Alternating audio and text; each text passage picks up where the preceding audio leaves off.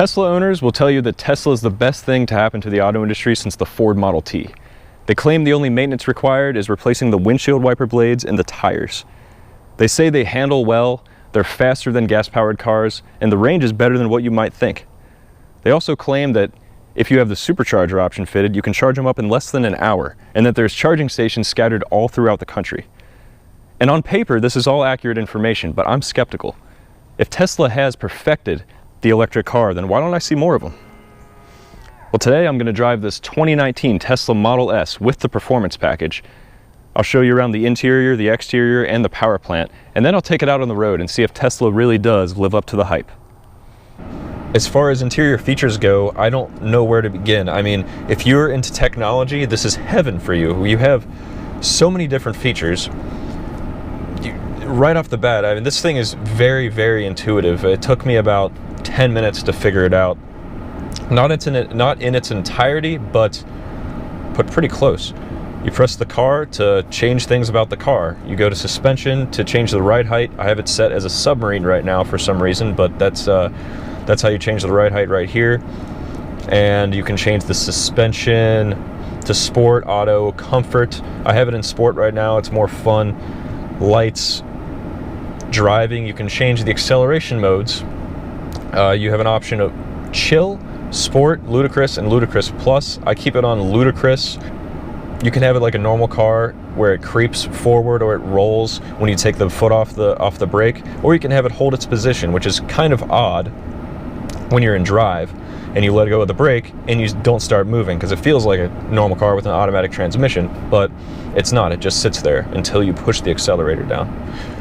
The autopilot, I haven't really messed with autopilot much, but this car does have it. It can drive itself to an extent. The instrument cluster it's very unique because there is no instrument cluster. It's just a screen and it shows various different things, whatever you want it to show, really. It shows your speed, it shows the speed limit on the road that you're on. It shows you if you're about to hit something. I was driving earlier and it was even showing the garbage cans on the side of the roads and the cones. Some people complain about the interior build quality of these Teslas. This one being a newer model, I don't really see it. I haven't been in any of the older models. This is my first time in a Tesla, but the build quality, the materials aren't as nice as you would get in maybe a BMW or Mercedes.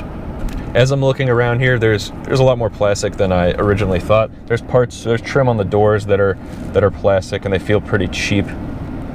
At first I thought there was a lack of cup holders in this car, but it turns out that they're just hidden. There's a lot of cup holders around.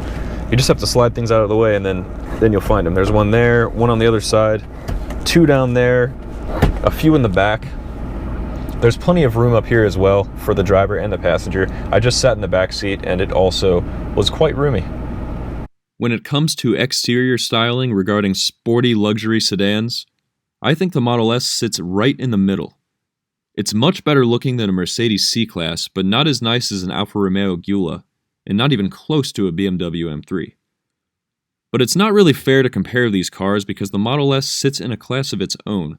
While there are other fully electric sporty sedans out there really aren't many, and none quite like the Model S. That being said, the Model S is an older design. It was introduced in 2012, and the exterior styling hasn't changed much, if at all. So maybe it is time for a major update.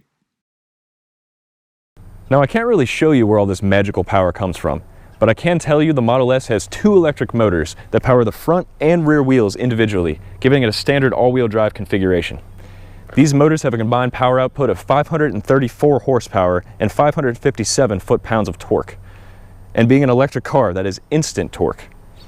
Tesla claims that the Model S can accelerate to 60 miles an hour in 3.7 seconds, and the performance variant, which is what this one is, can do it in 2.3 seconds. To put that in perspective, that's faster than the Ferrari LaFerrari, which is a $1.5 million hypercar. So once again, I'm a little bit skeptical. One of the coolest features of the Tesla is the summon feature. And how that works is if you're right here and your car is over there and you don't feel like walking, you take out your phone and press summon, and it comes to you.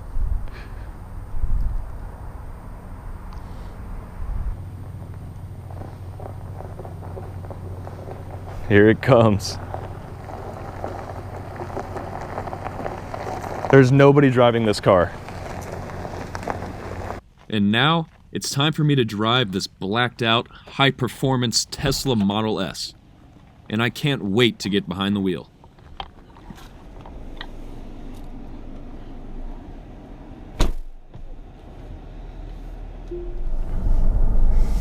All right, so driving the Tesla Model S.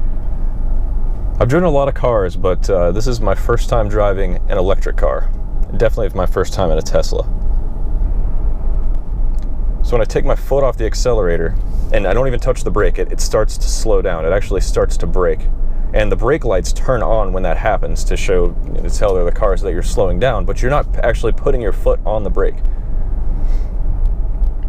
It's using the resistance of the motor to actually slow you down because you're still in gear. I have the suspension also up high in standard comfort mode as well. And I'm on some back roads where we can go a little bit faster. So I'm going to be changing the driving settings here in a little bit. But I just want to see how it is in comfort mode, wafting around these bends. I came up onto a pretty sharp left-hand corner there. It was going about 40 miles an hour, and I did not press the brake at all. All I did was let go of the accelerator, and it slowed down just enough for me to make that turn. That is a weird sensation.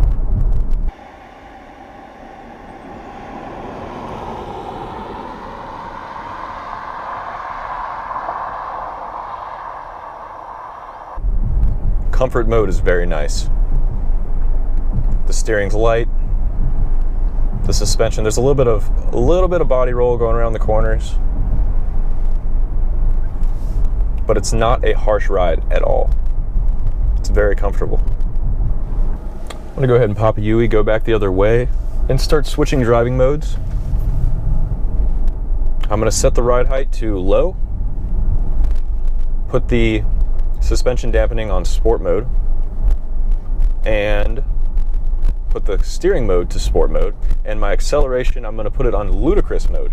That's not the highest mode. The highest is ludicrous plus, and that apparently is insane. You're going 0 to 60 in 2.3 seconds. So after adjusting the suspension to sport mode, adjusting the steering to sport mode and everything else, the ride height, it's low. After changing all of that, I feel a lot of differences right away. The steering is much heavier. There's much less body roll, and I haven't gone around any corners yet to really see how it corners, but I will here in a second. So I'm coming up to a stop sign here, and I'm in ludicrous mode. I have the ride height low, suspension is tight, steering is set on sport mode. Tesla claims this car will accelerate to 60 in 3.7 seconds. Actually, the performance variant will do it in 2.3, which is this one.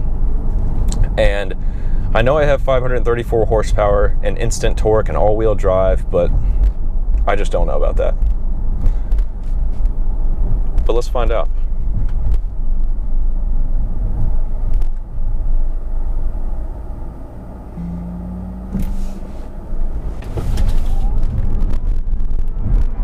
Holy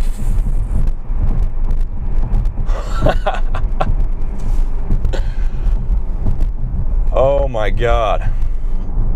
Yep, that was, I don't know how long that was, but that was that was faster than I've ever experienced. That was 3 seconds, maybe less.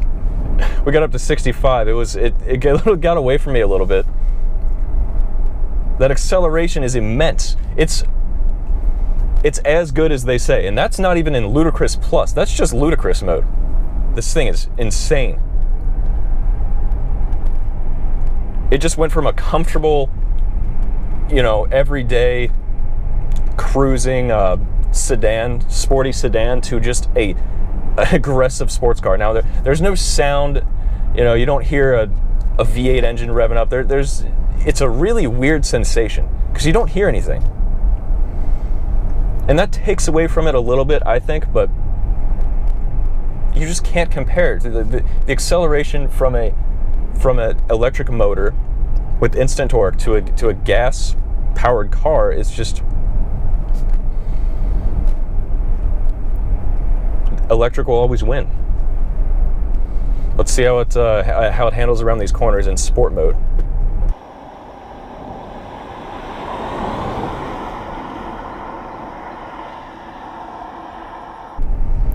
It's got a low center of gravity because the batteries are placed way down low. This car is very heavy, but it does have 534 horsepower, so it gets up to speed very quick, like you just saw. And in sport mode with the tight suspension and this low CG, it handles corners very, very well.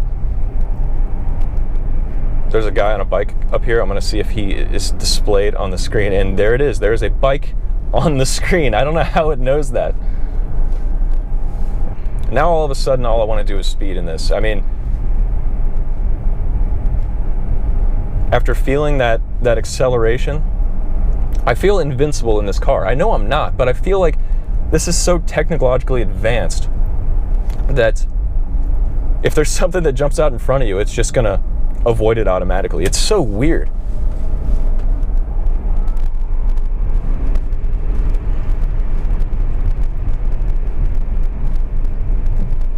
That was a fun little bit right there. And you never have to push your foot on the brakes. It just knows that you want to slow down. You take your foot off the accelerator, it senses the road around you, and it knows that you want to slow down. This is not a hands-on driving experience. There is no driver engagement at all. So if you want a car that's very engaging for the driver, this is not what you want. This is driving a computer.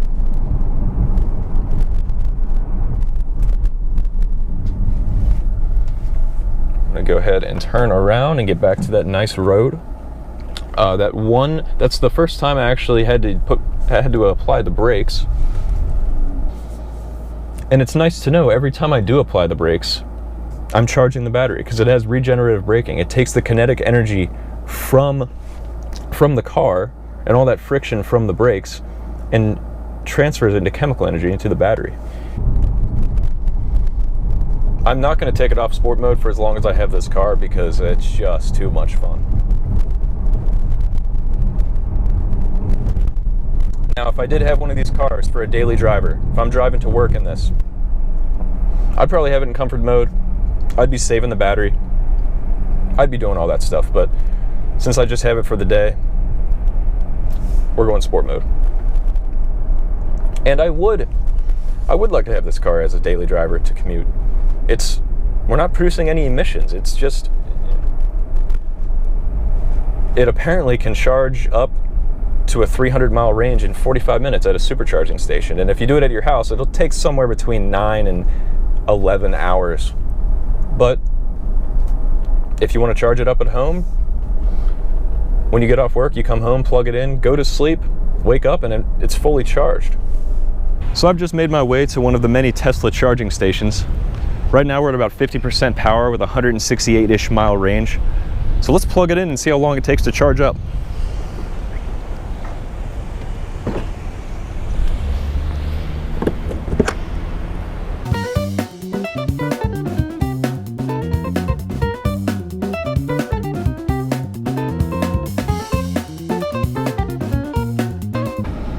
Well, it just popped up. Charging is now complete.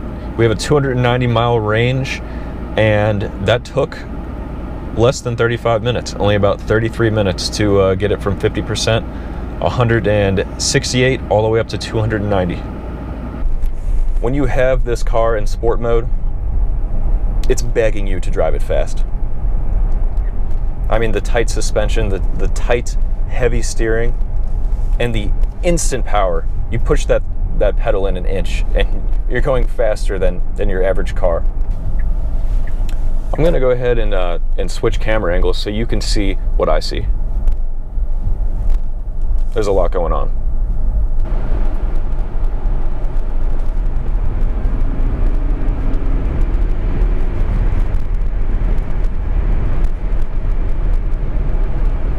First time using the brakes in a while. I'm glad I have that regenerative braking. I probably just got another 10 miles out of my range there. I mean, when they say this car accelerates to 60 miles an hour in 2.3 seconds, that is That is insane. That is ludicrous. That's why they call it ludicrous speed. I mean, you're faster than the motorcycles out there. You're faster than Corvettes, Ferraris, Ford GT, whatever.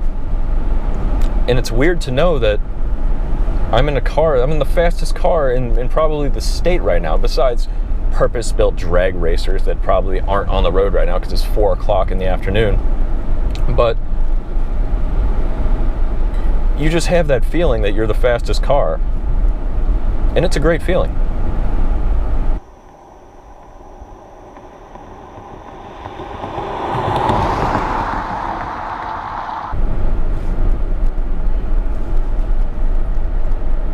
This heavy of a machine should not be able to do that. It defies physics in so many ways. Here comes a bumpy part of the road, and right away I'm in the sport suspension with the low suspension. It's kind of rough, as I expected.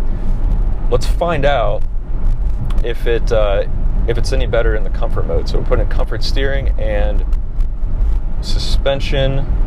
We're going to bring it up to standard and go to comfort.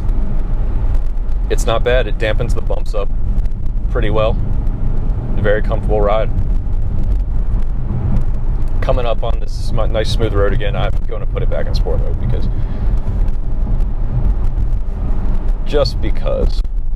I can. I'm going to go up a steep hill here.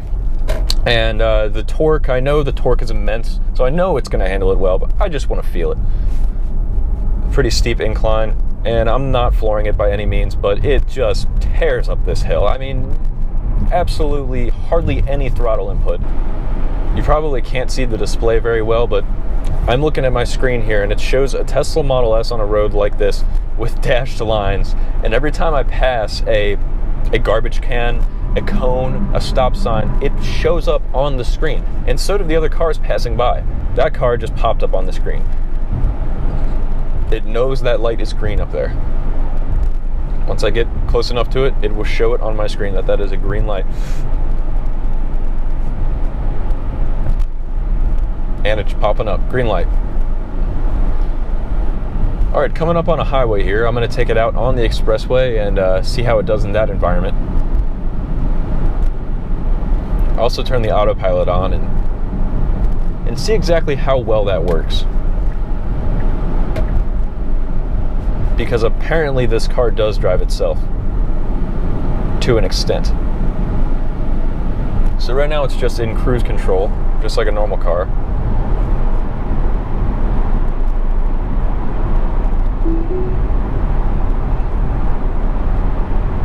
Bring it back down to 70, and now it's in autopilot mode where it's staying in my lane and it's making sure I'm, let's see, 5 car lengths in front of the car in front of me, at least. Let's change that to 6 because I don't really trust this thing. My hand is off the wheel for the most part, and it is turning for me on a slight right turn here, and this car is driving itself. This is unbelievable. I don't know how I feel about this. All right, so we're finally at the time of day where there's hardly any traffic, and the speed limit here is 55, so we're gonna accelerate from 0 to 60 and in ludicrous plus mode and release the brake. Holy, that was even more intense than ludicrous mode. That was like nothing I've ever experienced. Felt like that was liftoff. Oh my God, that was worth it. That was worth the wait. Generally, I like old school sports cars. I prefer analog gauges and manual transmissions. I love converting fossil fuels into noise and power. I think it's more exciting and driver engaging that way. But I don't love what that does to the environment. That type of driving should be reserved for the weekends and the tracks. Everyday driving should be primarily done with electric cars and should have been that way for a long time. So I applaud Tesla for finally stepping up to the plate and producing a quality electric car that's not only functional, but an absolute pleasure to drive. So why doesn't everyone have a Tesla? I think there are 2 primary reasons. Reason 1, they're just not proven enough. Tesla is still a relatively new company, and the general public doesn't trust Tesla or electric cars yet. And 2, they are quite expensive. While the most inexpensive Tesla, the Model 3, is a mere $35,000, this variant of the Model S is closer to $90,000. So, Tesla is a great option if you're one who enjoys straight-line acceleration, fun technological features, want to feel better about your carbon footprint, and have the money to do so.